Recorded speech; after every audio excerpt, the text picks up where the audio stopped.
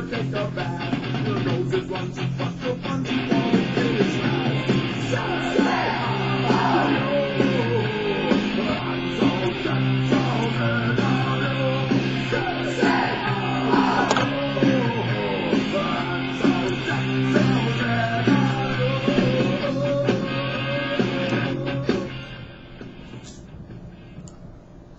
What's up, squibs?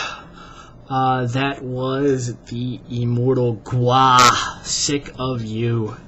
I seen them over the week between posts. If you have never been to a Gwar show, go to one. It's like nothing you'll ever see. They are the modern day Alice Cooper, they are the modern day Kiss. No one is doing what they're doing right now except maybe Lordy, but I don't think they're doing it with quite the same oomph. I guess that would be the word. So if you've never, even if you don't like punk or metal or hard music, just go to a Gwar show. Even if you don't know the songs, you don't need to know the songs. Just go to a Gwar show.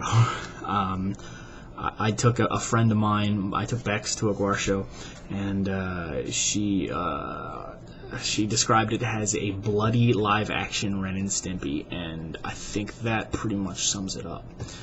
It's been a while since I posted. I had a big holiday post planned, but that didn't work out because I was busy, and I haven't been able to comment on the comments that were left with my last post. And I'm sorry, especially Carrie, because I wanted to talk to you more about people who don't quite get the fact that you should you know. You can fight against capitalism all your life. You'll still be put on a T-shirt and sold at the Gap. Alright. What else to talk about? Back to Gwar, my very first show. I'll share with you guys my very first show ever. My very first concert when I was alone was a Gwar show. I was 11 years old. It was 1989, either for Scumdogs of the Universe or Hello. I can't remember offhand, but it was the first show I've been to. Next year is their 25th anniversary. 25 years of Gwar. That's kind of mind-blowing, and I'll be at that show. Fucking bells on. I'm very lucky in the family and in the Christmas department. My family was all here this year. That was here last year. So all of my family from last year have made it. No one has passed. As a matter of fact, my family grew by two. My sister had two kids, twins, Derek and Sophia, a niece and a nephew. They're preemies, so they've got a tube down their throat and they're being fed, and they're in the little incubators, but they looks like they're gonna be pulled across fine. So, happy me. I did get some material presents, as the one that I'm using right now. It's got a better picture quality and a neat little software thing where it's like, hey, you can upload right to YouTube, but unfortunately it doesn't handle movement too well. So there'll be no edits in this post too because of that, because I'm just going to try the upload right, direct upload, see how it works, see if it doesn't, whatever, who knows. And the most important present I got is Jan book, Paddy's Lament. The shocking, powerful account of the Great Famine and the Irish diaspora to America. Why is this so important to me? You can guess. My grandfather on my mother's side is a Dubliner. My grandfather on my father's side is from Donegal. Here is the kind of twist to all this. My grandmother on my father's side is from Belfast. She was pro-English, or at least that's what I'm led to believe, and there is some dispute whether or not we have Scottish blood in us as well. If we do, she is where it would come from, because it's believed that many Northern Irish are descended from Scottish or English. Don't say I'm descended from English. I will not acknowledge it, or that you said it if you do. Reason is, in my household, it wasn't encouraged to dislike the English, but it wasn't terribly discouraged either. If you were to say something bad about the English, it was simply par for the course. And it wasn't really looked at either way.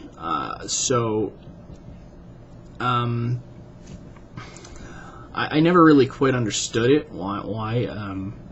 And it's not just me. It's my family as a whole. As a matter of fact, my brother couldn't be stationed in Iraq with English. He was moved from post. So,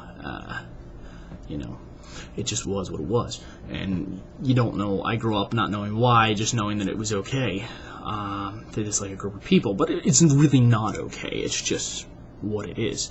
But then you read something like this, and it brings in a lot of feelings. Now, you have to check yourself and keep in mind that it's something that happened a very long time ago, and nobody today did anything to you personally, and it was people from 150 years ago plus. By the way, this book is written by a guy named Thomas Gallagher. There we go. Who was an Irishman from a family who was pro-English. So he was an American. He was of Irish descent, but his family was pro-English. So it's something to take into account. He writes a very unbiased book. He just goes in and he grabs the facts and he puts it out there. If you are, I would suggest if you are of Irish descent, or if you are even of English descent, read the book. Pick it up. And you can kind of see why a lot of Irish left and flooded America. There's even like a stat that floats out there. It's just a rumor. I don't know if it's true or not, but there's a stat that floats out there that says there's more people of Irish descent in America than there are Irish people in Ireland.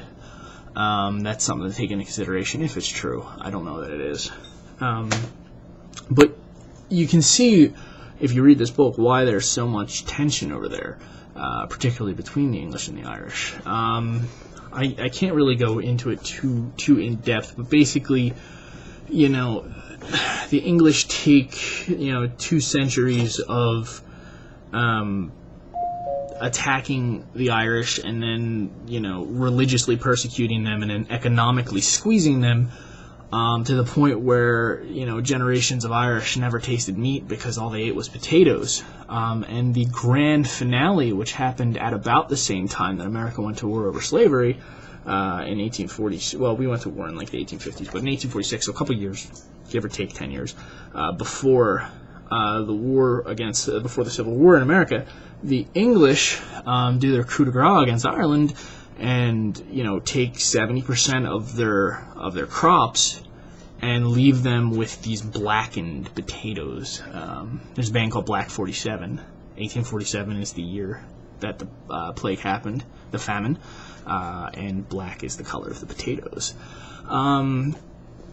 So their grand finale is that they starve the Irish to near death. Everyone. They starved the Irish to death. In 3 years, 2 million Irish died at the hands of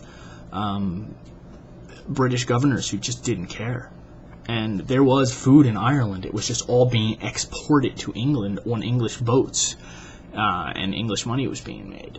So you have several centuries of repression, and then you end it with starving people to death.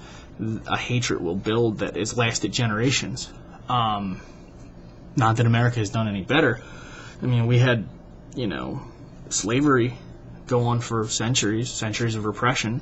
But if you want to look at it this way, the 13 colonies were English colonies, and slavery was brought to the 13 colonies from England, and America went to war to end it. But that's neither here nor there. That's just me, kind of fapping my own Americanness. But put that aside. Still, you do have to check yourself. That was a long time ago, and we're a much more civil world, and nothing like that would ever happen again, would it? Let's hope not. I'd like to think it wouldn't. But if you are of Irish or English descent and you're an American, or even if you're not, read the book. It's a good look at world history, and it explains why a lot of violence goes on over there.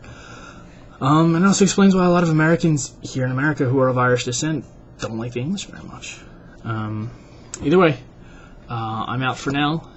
See you guys later.